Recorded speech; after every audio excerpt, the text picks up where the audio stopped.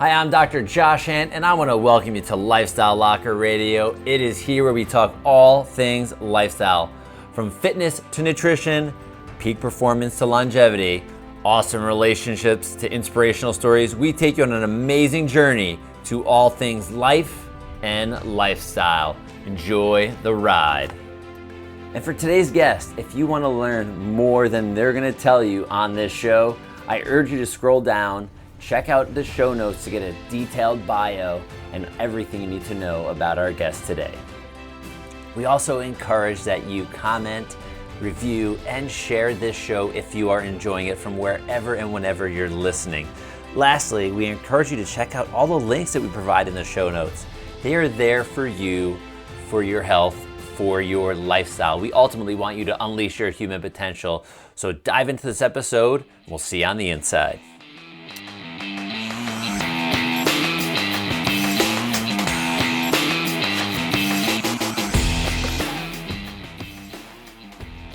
Hey everyone, welcome back to Lifestyle Locker Radio. We have an amazing guest today, which I've actually crossed paths with him many years ago. This is Dawson Church. Welcome to the show. Josh, great to be here. Thank you.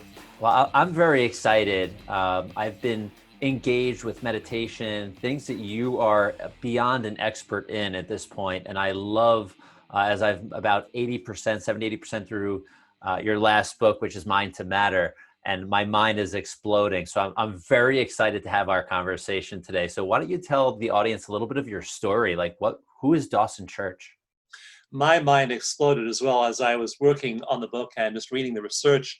And when I first began the book, I thought, there's probably some science behind our thoughts becoming things, but I'll very carefully trace each of those links in the scientific chain. I'll find some good links, I'll find some broken links, and we'll figure out what really makes sense about the whole idea of manifestation. And I was amazed to discover that our brains literally are much more like transducers of reality and producers of reality than they are about perceivers of reality. We're actually literally making our own worlds up all the time using the activity of our brains. But if you told me that when I was like 10, 15, 25 years old, I would not have believed it. And back then, I was such a miserable person, Josh. Like, people avoided me. People didn't want to get within 10 feet of me. I just had this cloud of gloom and depression. I had kind of a lot of difficult stuff growing up with family issues and strife and problems. And I wound up being just a depressed teenager. And I remember one pivotal moment of my life was being 15 years old and being at a hotel with some family friends and walking past a full-length mirror. And I looked at this face in the full-length mirror. I looked at this guy. I was looking back at me. I had this striped shirt on back in the hippie era. My hair was halfway down my back. I had a leather purse over my shoulder and to carry all my books around in. And I looked at that face of that person in the mirror, and my self-talk was, "That's the saddest face I've ever seen." And that was me. And I realized I had to do something dramatic to fix myself. So I joined a spiritual community. I learned meditation. I learned hands-on energy healing. I began to read the great philosophies. I began to read what the philosopher Aldous Huxley called the perennial philosophy, the truth behind all religions. I really looked for answers in that way. And I focused on becoming happier. And, bit by bit, decade by decade, so maybe by 30, I was a little bit happier than I'd been at 20, and at 40, I was a little bit happier than I had been at 30. And I was really into Gestalt therapy back then. And so I take all these Gestalt therapy classes. It's a brilliant therapeutic method. And, I'd be able to tackle a little bit of one of my life problems. But then in 2002, I had this epiphany. I was working with a life coach. I had 2 businesses. I was in my mid-40s. And I was talking to her about all the problems in my life. And she said to me, "Well, do you have a regular meditation practice?" Now, I learned to meditate at the ashram like 30 years before that. But I did not meditate regularly because, like most people, it's hard. You close your eyes, you start thinking about all the stuff you got to do on your to-do list and the problems you have in your life, and you can't concentrate. So that had been me. So I said to her, "There's no way I have the time to meditate every day."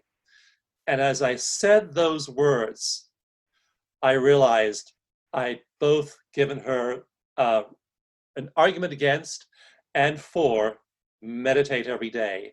And I said to myself, I'm going to meditate every single day from now on. So that was painful because I had to set my alarm early, and I'm not an early person. And my kids had to be at school by 7:30, means I had to get up at 6:30.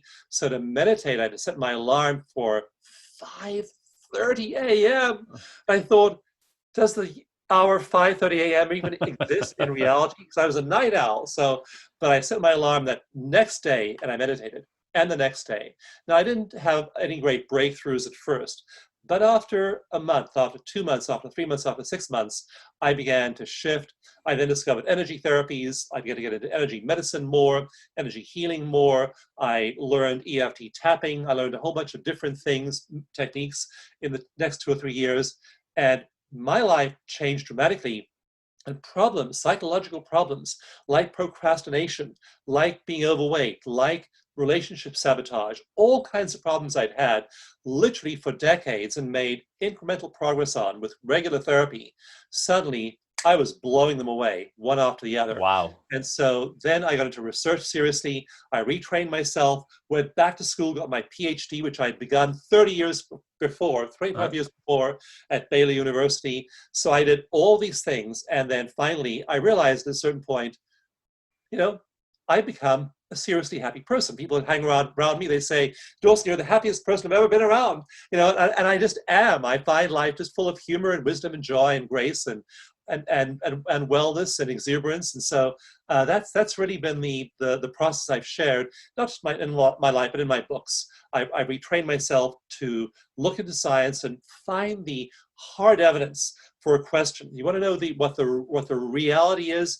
Look at the science. And so in my books are full of empirical science about what it tells us about things like manifestation, not just my own best guess or my own experience, but they're the actual scientific reality of what all these things mean. And so Mind to Matter, that last book, is all about the science of manifestation. And I've become a firm believer, and just the science is compelling for how our thoughts are literally creating the material reality all around us.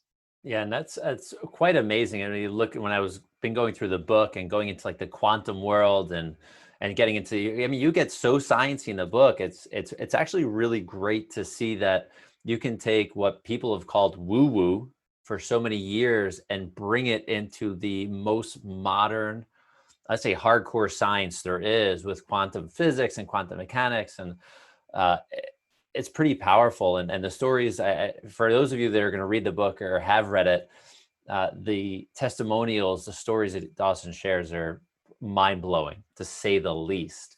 But let's talk about meditation, because you mentioned, and we talked pre-chat a little bit, when you said you made a decision to meditate every single day, and then it took some time, and then life started to shift and change fast.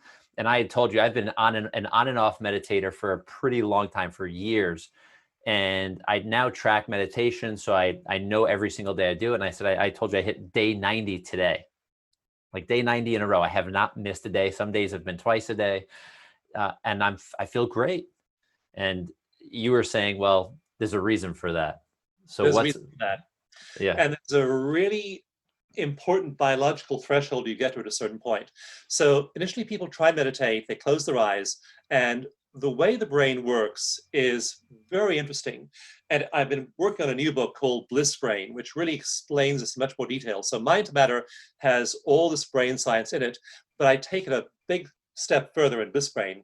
And so if you think about the way we evolved 100,000 years ago, 400,000 years ago, a million years ago, those early primates and then early hominid species, we weren't designed to close our eyes and still our minds and feel inner peace. If we closed our eyes in the middle of the last ice age, when there was all this scarce competition for resources, I mean, we were like 19,000 years ago in Southern Europe, we had Homo sapiens competing with Neanderthals who are still around, competing with Cro-Magnon man and Denisovans, other hominid species. And I mean, you close your eyes and sit down there on a rock, and you're gonna become somebody's lunch. Okay. yeah. So there's nothing in our evolutionary pathway that suggests that closing your eyes, stilling your mind, and feeling good has any evolutionary utility whatsoever. So our brains have absolutely nothing in them that's programming us to be happy. So that's why I was, in terms of me being a 15-year-old and being paranoid and suspicious and looking for problems, Mother Nature's looking down from on high and saying, this is fabulous. There's no tiger going to sneak up on this guy because he's so paranoid, he's so depressed, he keeps scanning the horizon for threats. And so there are two important lobes, two important parts of the brain. One is in the prefrontal cortex, the mid-prefrontal cortex. The other is in the back of the brain called the posterior cingulate cortex, PCC. And between them, these two parts of the brains, the mid-prefrontal cortex and the posterior cingulate cortex in the back, these construct our sense of self. So they're highly alert, they're highly present to what's going on around, they're worrying about me, my survival. Is this fruit gonna make me sick or make me well? Is this gonna benefit me in some way? Is there an opportunity here? So our brains and our sense of self and keeping our sense of self intact is really important and governed by this polarity of these two brain regions, and they're called the default mode network. The default mode network, because our brains default to those whenever we aren't engaged in a task. So whenever we're doing stuff, when my hunter-gatherer ancestor was hunting for an antelope or looking for a tuber with fluid in it to slake his thirst, then the part of the brain that has to do with the task is active. But when you sit around the campfire, when you aren't doing anything, then you're relaxing, then the default mode network comes online and it grabs all available mental capacity. And the default mode network does two big important tasks. It thinks about old threats, the tiger that almost ate you yesterday or 10 years before, and the tiger that might eat you tomorrow.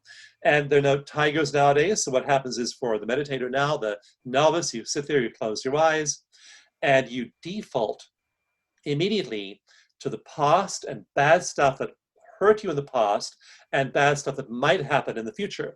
And that's just the state your brain defaults to.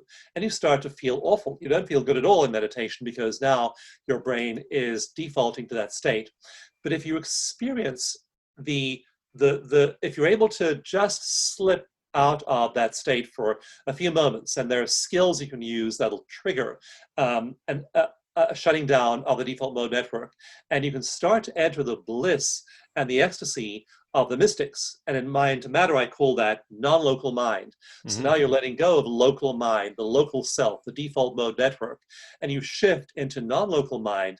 The default mode network literally shuts down, and all kinds of super blissful things happen in your brain. So what's now happening is your mid-prefrontal cortex shuts down, your posterior cingulate cortex shuts down, you start to feel one with the universe, you have floods of this hormone called oxytocin, the bonding hormone happening, you have the parietal lobe of your brain starts to go dark, and that's the part that locates you in space. So you now are feeling blissful waves of all of these wonderful neurotransmitters like serotonin and dopamine and oxytocin and anandamide.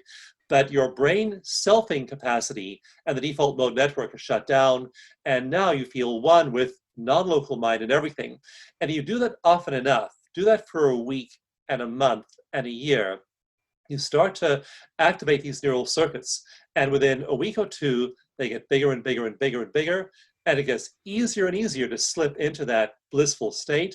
And now you build so much neural capacity that after a few years, what you're finding out, Josh, is you've crossed that magic threshold and you're turning these temporary neural firing patterns into greater neural mass, and you now have more neurons in those circuits, and you can get there much easier. So the meditator, the payoff is stick with it, you get better at doing it, and it becomes easier and easier and easier. Yeah, that's really interesting. I think of that default mode is, and I'm thinking just as my past, when I was starting to meditate and you could let me know if this is what it was, when I would get into, close my eyes and sit down, is that the default mode is, well, the thoughts, but is it also like, I have an itch everywhere in my body. I got to like touch my, figure something out. Is that the default mode? Like it just automatically starts finding things to distract you? Oh, In Bliss Brain, I call it the me show. It's all about the me show, my body, my mind, my thoughts. And what happens in those stages where you move past that into that cosmic consciousness is that there are several important neurotransmitters that come online. I mentioned oxytocin, the bonding hormone. And that's the same hormone that causes contractions in labor when a woman gives birth to a baby. It's oxytocin that stimulates labor contractions. When you hug somebody, you feel more oxytocin. When you are close to somebody, you feel more oxytocin. So it's called the hug drug or the cuddle hormone, and it's present in emotional intimacy or physical intimacy. People hug each other, hold each other. They make lots and lots of oxytocin. But when you're bonded to the universe in meditation, then you trigger a flood of oxytocin and you're feeling all this love but again, the selfing network, the me show, shut down. So you feel this love for the universe and you feel this love for others and all this compassion in your heart. And oxytocin then triggers several neurotransmitters, and among them is beta endorphin. So beta endorphins are our own natural pain control drugs, our own pain control neurotransmitters. And they're so powerful that beta endorphin is 3 times as powerful as synthetic morphine. So sure, you feel, I got a mosquito bite when I was on my retreat this last weekend. I already did, and it's itching now that I think about it. But I meditate, and suddenly there's a flood of beta endorphin. So I forget about my arthritic knee, and I forget about the pain in my back. I forget about the fact that I'm hungry. I'm suddenly in bliss. Oxytocin produces an increase in nitric oxide, which is an alertness and focus neurotransmitter. It helps stimulate the production of norepinephrine. Now, normally a lot of norepinephrine is to do with anxiety, but a little bit of norepinephrine makes you hyper-focused and hyper-alert, and you don't fall asleep when you have nitric oxide expanding the blood vessels in your prefrontal cortex. You have norepinephrine, you have serotonin and dopamine, and serotonin is an analog. The serotonin molecule docks with receptors in your synapses, and they're the same synapses active when you take psilocybin, magic mushrooms, or microdose of psilocybin. So psilocybin and serotonin have the same molecular shape, so they dock with the same receptor sites in your brain. So you start to feel really good when you have all the serotonin flowing, all this dopamine going on in your brain, and then the pinnacle of pleasure molecules, which I talk about in Bliss Brain, is anandamide. And anandamide is named for the Sanskrit word for bliss, ananda, and it's basically the bliss molecule. When people hit those advanced meditative states, they just go into the state of absolute transcendent bliss. It also has the same shape, the same molecular shape as THC, which is the active molecule in marijuana. So essentially, you're sitting there, you've got dopamine going on, which is like cocaine. You've got psilocybin going on in the form of serotonin flooding your brain. You've got huge floods of anandamide happening. So the bliss molecule is like the THC in marijuana. And you basically wind up being so stoned, you don't want to come back. That's why the mystics of old went off into the monastery, into the desert, to the top of the Himalayas, and they just sat there in absolute bliss once they've mastered that. And so that's why it's so addictive, because you're literally consuming these psychoactive compounds, but you're producing them internally inside your own brain. So you don't want to stop after 90 days. You want your drugs. I wake up in the morning, I'm about as frantic as a heroin addict looking for the needle. I got to meditate so bad when I wake up in the morning. I just want to rush down into my meditation chair, and I don't want to even bother with showering or brushing my teeth. I just want to meditate. I'm craving that drug. And that is the positive addiction you get in Bliss Brain. So that's why with experienced meditators, you have both the brain structures and the hardware to make it happen. And you also have all of the 7 most pleasurable neurotransmitters and hormones you can expect to have as a human being, all flooding your brain at the same time. And that is seriously nice. Yeah. So, I mean, and it sounds like, I've read books and learned a little bit about flow state, and it almost sounds like you're exactly describing flow state, where you're in the moment, right? And they describe that like you're on, cocaine and marijuana and mushroom, like all at the same time, but you're so hype. Is that what that is? Yeah, that idea comes from Stephen Kotler, and he wrote about this Yes. brilliantly. And he and Jamie Wheel started the Flow Genome Project. And what they talk about, essentially, and what I emphasize in Bliss Brain, is there are two paths to flow. And so this is the flow state I'm referring to here. Hmm. And you can get there either by peak performance. Hmm. So that person who's, say, running that ultra marathon, and you hit that point where your beta endorphins are just kicking in, and you have all these other pleasurable hormones happening. Or that could be a keynote speaker. It could be someone giving a speech. It could be a inspired jazz improv saxophonist, and suddenly she's just in this blissful state of peak performance. So peak performance, whether athletic or personal, is one way into flow, and the other way in is efficient meditation, effective meditation. And I say that because when I looked at all of the meditative traditions in Bliss Brain, and again, I'm not interested in ideology. I'm interested in hard science. What does the science show us? And it turns out that the beads, the 108 beads, the saffron robes, and I'm not the Christian sign of the cross and all this stuff. It's nice. But it's window dressing. What really counts is the mental and emotional state you invoke. If counting your beads or saying the rosary puts you in that flow state, great.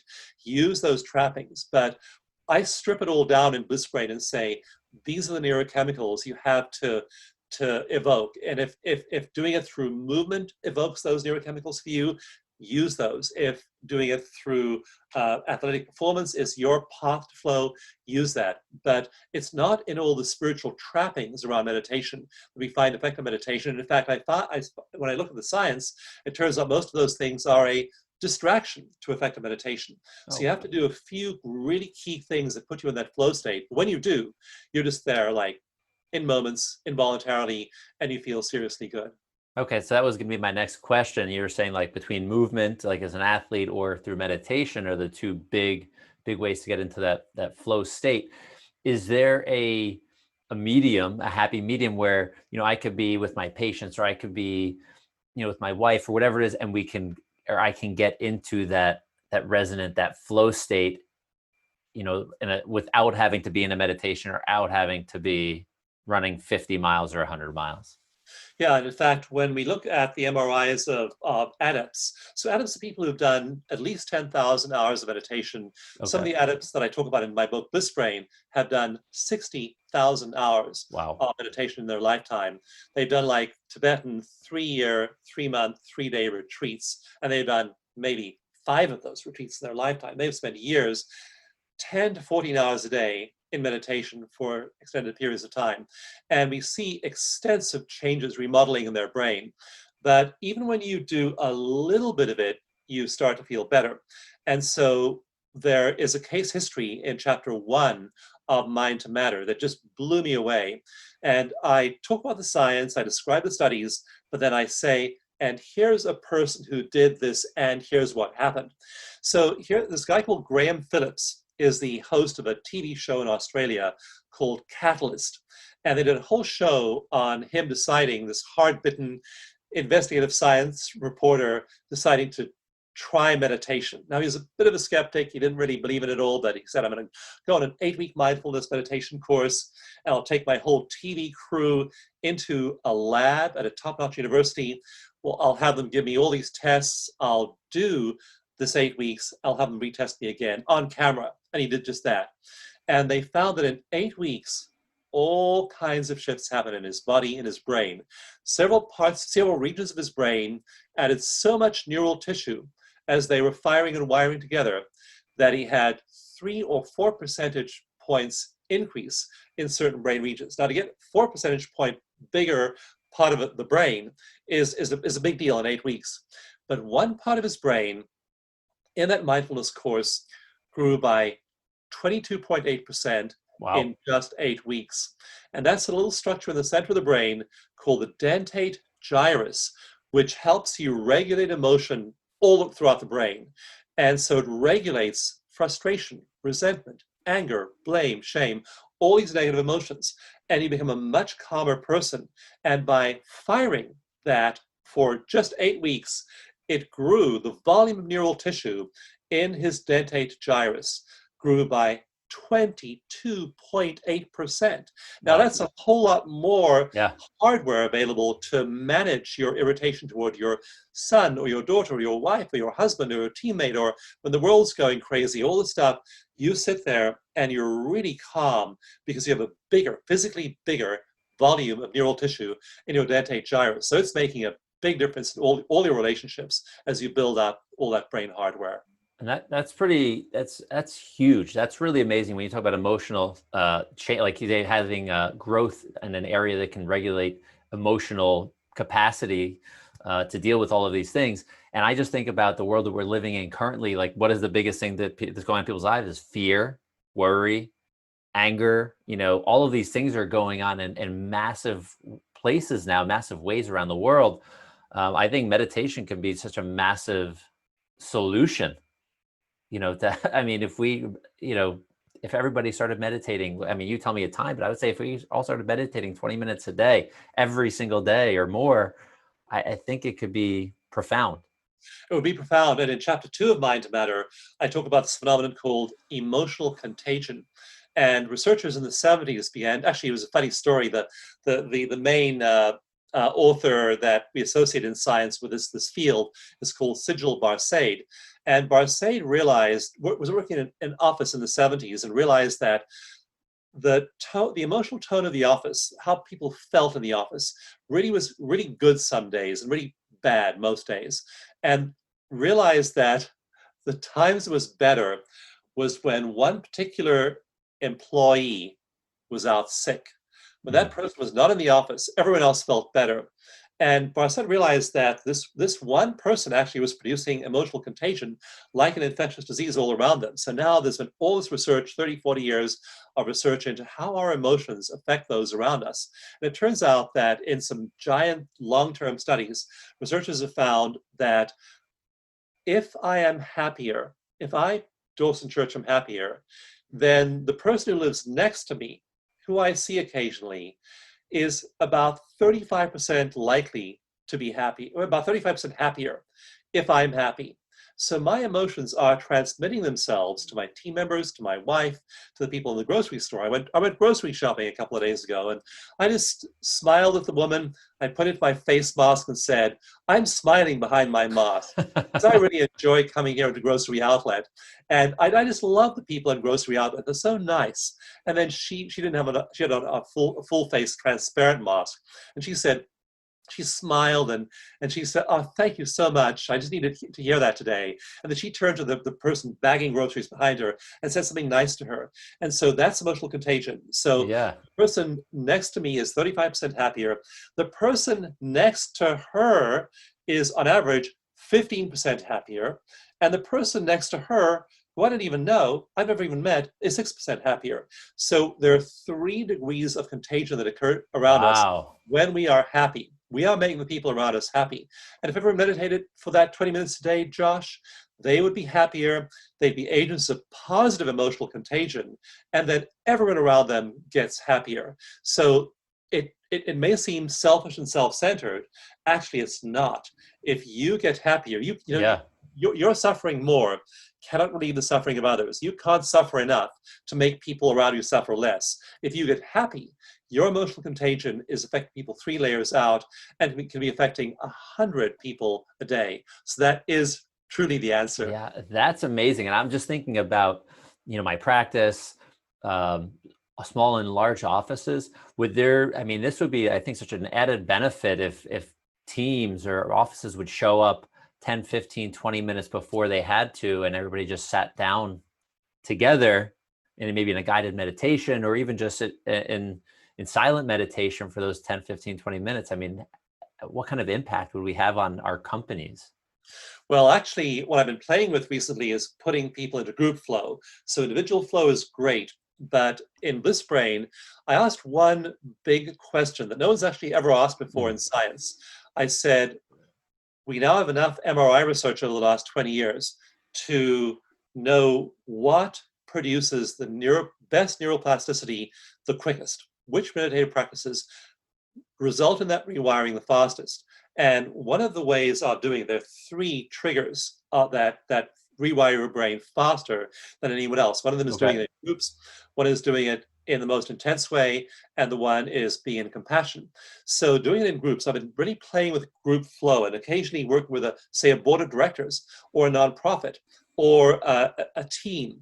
And then I actually have the team do about a 20-minute group flow exercise, because research shows that people in flow are 5 times as productive as people who aren't, and they have 490% better ability to solve complicated problems. That's so it. your complex solving ability and your productivity increase 5-fold, not 50%, 500%. Yeah.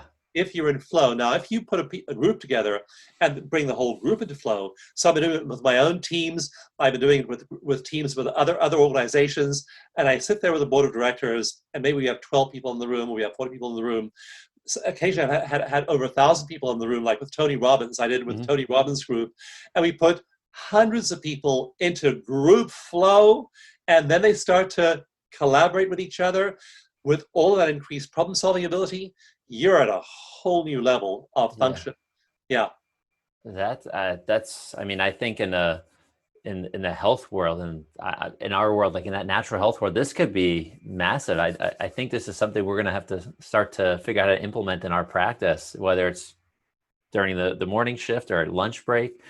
I think that's something that could be really profound, not only for our team, but for the people we're interacting with. You know, like you said, that's that 3 degrees of happiness, of contagion. I think that's so cool. That's one of the best, I don't want to call it a concept, one of the best pieces of science I've heard with just emotion alone. You know, one really startling example of it was when a group of researchers took the feeds of a small number of Facebook users, and they modified their feeds very slightly to include either more negative posts or more positive posts. They just tweaked their feeds a tiny bit. And then they measured the posts that these people made. And they made, over the course of the next while, posts to their friends on Facebook. Their friends made posts to other friends.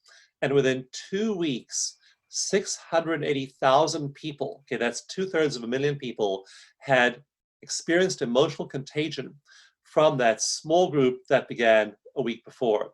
So emotions are contagious and spread all over us. And those that got more negative material in their feeds then were producing more negative posts to other people, and they were passing them on. More positive ones, the same thing. So absolutely, we're having an effect on people all around us just by the quality of our own experience. That's amazing. Using social media to create positive emotional contagion. I think that's we're going to be doing that with this when we go live. So let's just jump into, I want to touch on EFT, some tapping for a few minutes before we finish up, because I think this is important. People have heard of tapping. I've had a recent experience with tapping, as I spoke to you before. What is tapping? Why would someone benefit from tapping in meditation? So in my book, Mind to Matter, I lay out 30 practices that science shows affect you epigenetically or affect neural function, or in some way are evidence-based. They produce a real change in your level of internal stress and internal biochemistry, the production of stress hormones like cortisol. And there are 30 of them in there. And I just encourage people to play around with different ones. There's yoga, there's qigong, there's grounding yourself. Time in nature is a potent anti-stressor. So all of these things are good. But the 2 that I use, and I really teach these and emphasize these the most, one is meditation and one is EFT tapping. Because if you don't have time for a break, if you don't have time to take a yoga class, you just can carve out that 20 minutes each morning to meditate, and then EFT takes 2 minutes.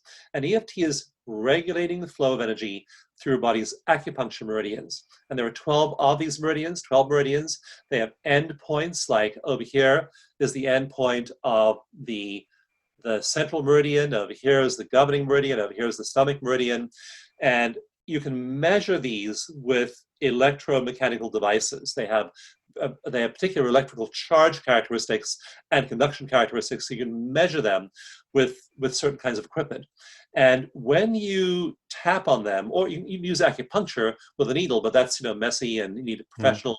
But you just tap on these points as well. So tapping on these acupuncture points regulates the flow of energy through you, and produces a hugely beneficial effect. And so what you're doing is with EFT, you're thinking about the bad stuff. Like we worked with one veteran in our veteran stress project, this massive project. We've actually treated over 20,000 veterans free of charge in the last decade. Wow. People dealing with flashbacks and nightmares, intrusive thoughts, Vietnam veterans, Afghanistan veterans, Korean War veterans, Iraq veterans, all of these veterans suffering from PTSD. And research shows that in 6 one-hour sessions, that their PTSD symptoms just dissipate. All of those things go away, and they have much better lives after that. And so they're tapping while they're remembering the bad stuff. One veteran talked about the day in Vietnam in 1970 when his best friend was killed. And he and his best friend went on patrol every day, and he always walked on the right. His best friend walked on the left. And that particular day, they had reversed positions. So he was on the left, his best friend was on the right, and his best friend was killed by a sniper's bullet. And he'd been haunted by grief and anger and regret for 40 years. And his story was, he took the bullet meant for me, because they'd been walking in opposite positions that one day. And so I'm getting chills as I tell this story. I mean, I've told this story many times before, but just remembering the emotional impact. This guy has been suffering now with PTSD for 40 years. And as he tapped and told his therapist the story, he suddenly had an epiphany. He just realized, I love this guy, but just like I would wish I could have taken the bullet for him, he would have wanted to take the bullet for me. And when he had that flip in his thinking about it, as he tapped, finally after 40 years, he had inner peace. After his first session with a therapist doing EFT, he said, after that first session with you, I got my first uninterrupted night's sleep since Vietnam 40 years ago. Okay, that's the impact it has. And it has an effect on insomnia, on anxiety and depression. So you regulate the body's energy flows. You think about trauma, because I can also tell you that unfortunately, I talk about happiness, and you can't skip the step of working with and releasing your own trauma. And so you can't say, have PTSD and say, I'll just meditate and be happy. You close your eyes and try and meditate. And then again, the default mode network kicks in. You think about all the bad stuff. You have to have a trauma therapy like EFT as well. Release all of those things. So the two things you have to do is releasing trauma through EFT, releasing negative stress through EFT, and then meditation. And those two together in tandem are what's really the most effective. So Dawson, where can people find more information on EFT? I know you have a pretty awesome website. Yeah, we have a huge website. It gets tens of thousands of visitors a month. It's one of the most popular meditation and tapping websites on the web. And if you go to Dawson, my name, DAWSON, Dawson, and then gift.com, DawsonGift.com, puts you into a portal where you can get access to the Veteran Stress Project, the free EFT mini manual. We have a cool new eco meditation over there, new meditation on the very top of that page.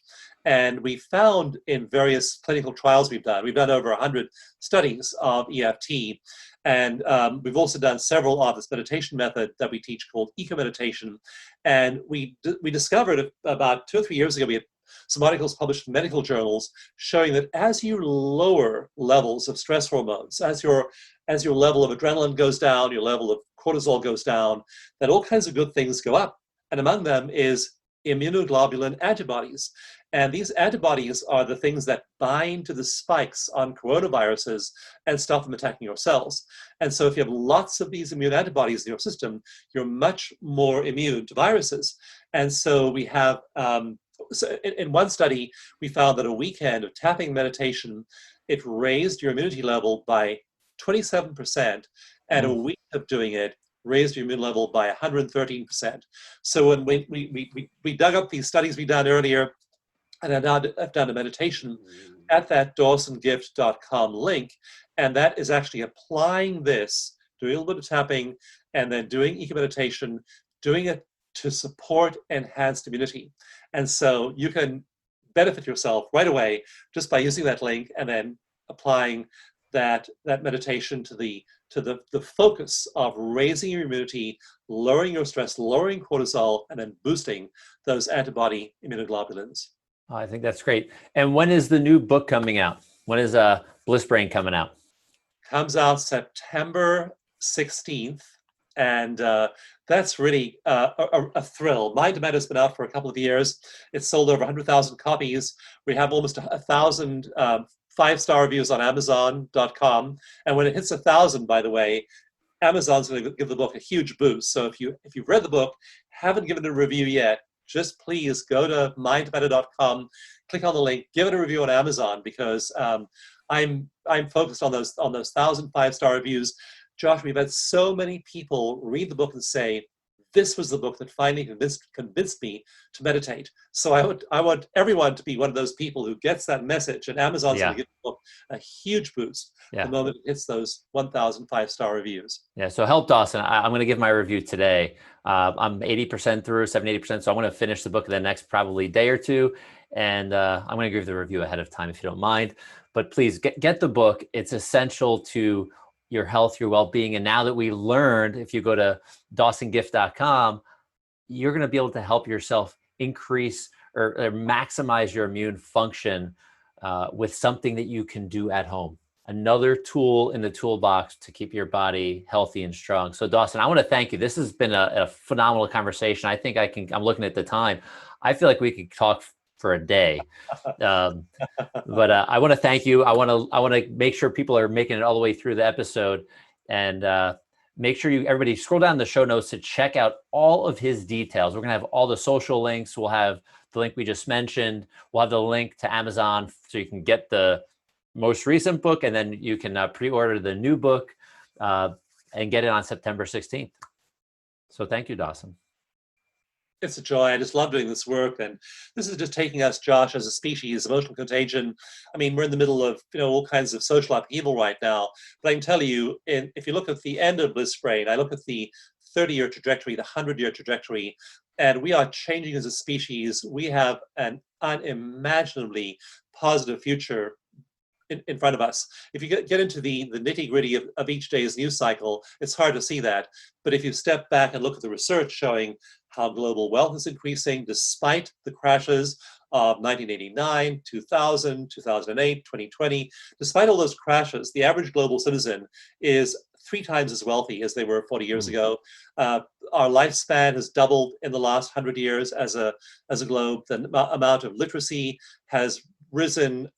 All kinds of metrics are showing a rapidly improving world for people. So we are on this emotional contagion, and all this real human flourishing is becoming a remarkable phenomenon. And as we apply all of our 5-fold problem-solving ability, our 5-fold productivity to global problems like climate change and racial injustice and food shortages, clean water, all the problems we face, as we apply these in upgraded human brains to those things, I'm confident we're going to just solve them and have a really remarkable future ahead of us. So agreed. That's the world that your children, my great-grandchildren will be living in.